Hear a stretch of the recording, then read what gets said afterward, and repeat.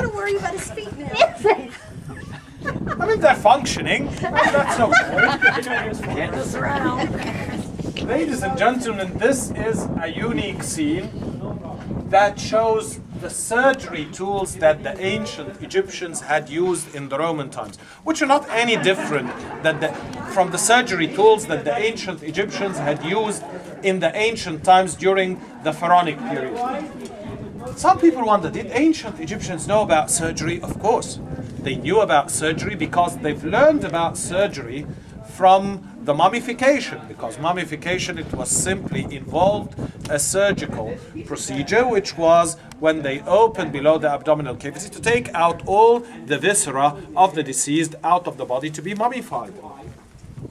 So lots of people, they came to this temple to be healed because the priests or the doctors were usually priests.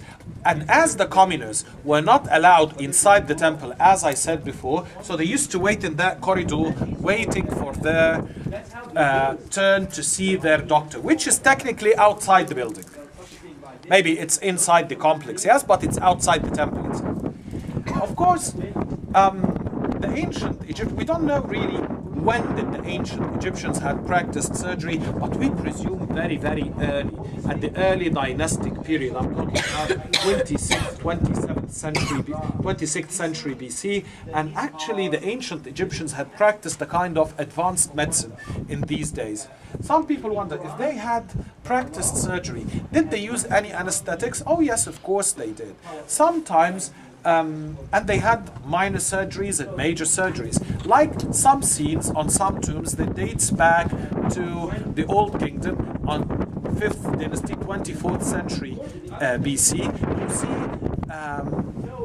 pictures of teenagers and they're being circumcised and there are no signs of pain on their faces. That's because the ancient Egyptians had discovered a kind of a painkiller that was made from what they called the Memphis stone, a very pure kind of alabaster, calcium carbonate, adding vinegar to it, adding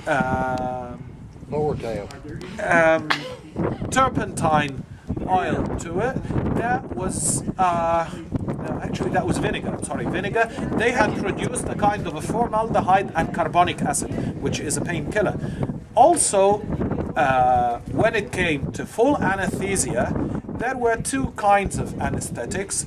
Either a strong strike on the head would have done the trick,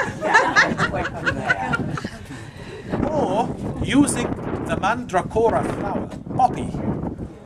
Opium. Opium is known in this area all the way from Egypt to Mesopotamia, further in northern Iraq and Syria, since 4,000 years BC.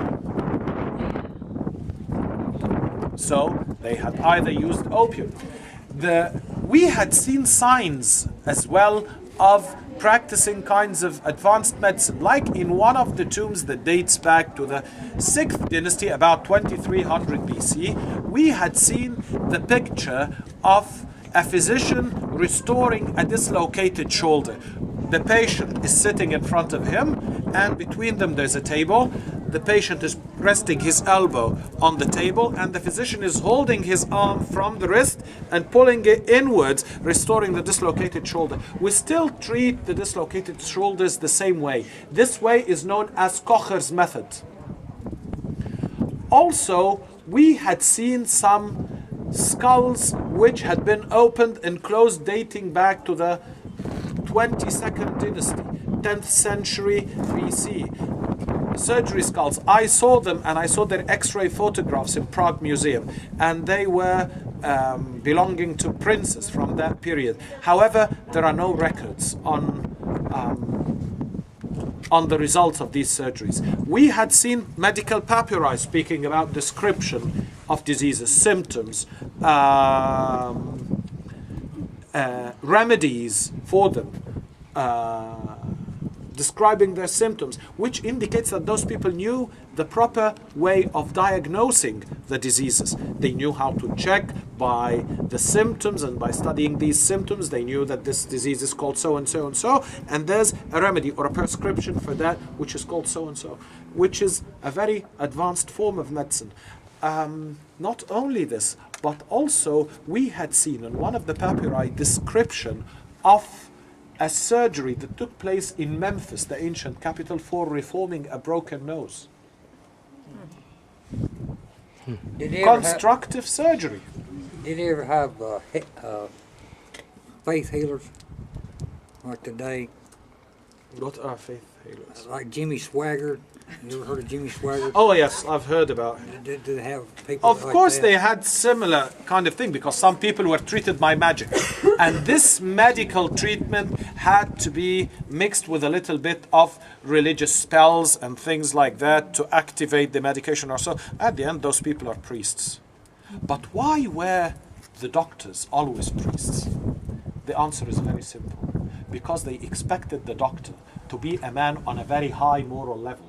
The man that sometimes they have to take their clothes off in front of him. Sometimes there are some diseases that could cause embarrassment, like dermal infections and diseases.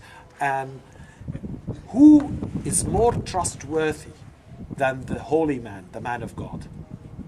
That's why the priests were always the doctors, or all the doctors were priests, and medicine was one of the forbidden secrets, because they had to take an oath in front of the high prophet of the God that they would not misuse the profession that they had learned.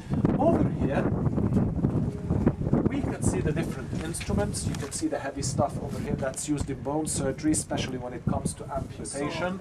And amputation was done under full anesthetics, and they had to heat the knife or something to burn the blood vessels to close them. And over here you can see different types of scalpels, forceps, scissors, suction cups, and a sponge. Over here, this is like a prescription. Can you see this symbol? Yeah. This symbol, it's the sign of, or the sound of the R. R in our language. And the number, when it's written underneath the R in ancient Egyptian, that means it's a fraction. 1 over 1. This is like 1 over 1, 2, 3, 4. 1/4 of this component. Over here, 10, 11, 12, 13, 14, 15, 16. 1 over 16 of this component, and so on. As long as the number is having this sign of the letter R above it, that means that it's a fraction. 1 over so-and-so. That's cool. I have a question. Yep. Why are these figures smaller than what's on this side? Because this is the background of the temple. This is considered to be outside of the temple. Okay.